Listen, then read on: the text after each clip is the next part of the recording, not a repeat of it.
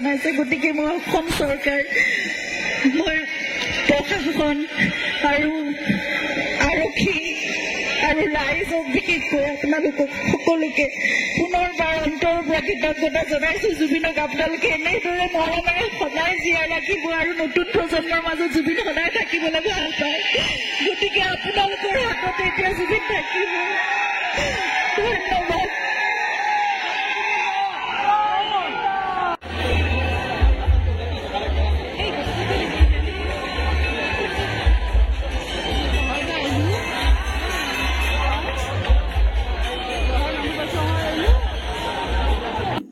এয়া যোৱাকালিৰ ভিডিঅ' হয় যোৱাকালি সৰু সজাত ৰাতিপুৱা গৈছিলোঁ একদম ৰাতিপুৱা গৈ তাতে উপস্থিত হৈছিলোঁ শেষবাৰৰ বাবে জুবিন দাক চাবৰ কাৰণে জীৱনত ভালপোৱা মানুহজন একেবাৰে গুচি গ'ল কেতিয়াও ভবা নাছিলোঁ ইমান সোনকালে যাব বুলি মই জুবিন দাক বহুত ভাল পাওঁ আৰু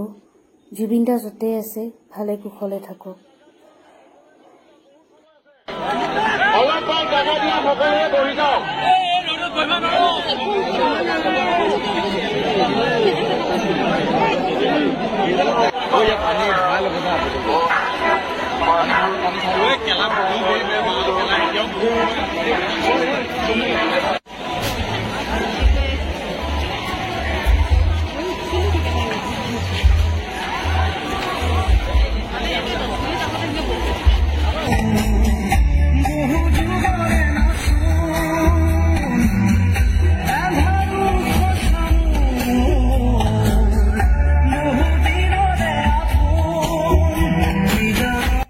জুবিন দাক বহুত ভাল পাওঁ আৰু জুবিন দাৰ কাৰণে ৰ'দত থাকিলোঁ বৰষুণত থাকিলোঁ আৰু যোৱাকালি ৰাতিপুৱাৰ পৰা গধূলিলৈ থাকি দিলোঁ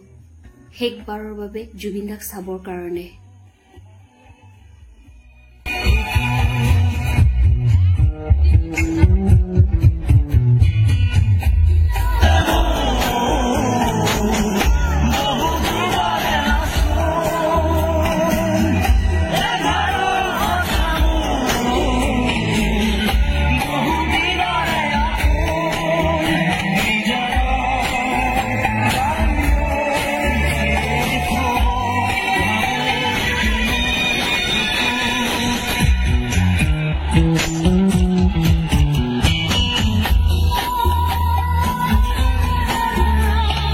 শ্ৰদ্ধাঞ্জলি জনাইছে গতিকে মই অসম চৰকাৰ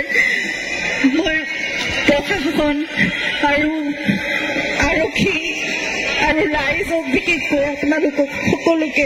পুনৰবাৰ অন্তৰৰ পৰা কৃতজ্ঞতা জনাইছো জুবিনক আপোনালোকে এনেদৰে মৰমেৰে সদায় জীয়াই ৰাখিব আৰু নতুন প্ৰজন্মৰ মাজত জুবিন সদায় থাকিবলৈ ভাল পায় গতিকে আপোনালোকৰ হাততে এতিয়া জুবিন থাকিব ধন্যবাদ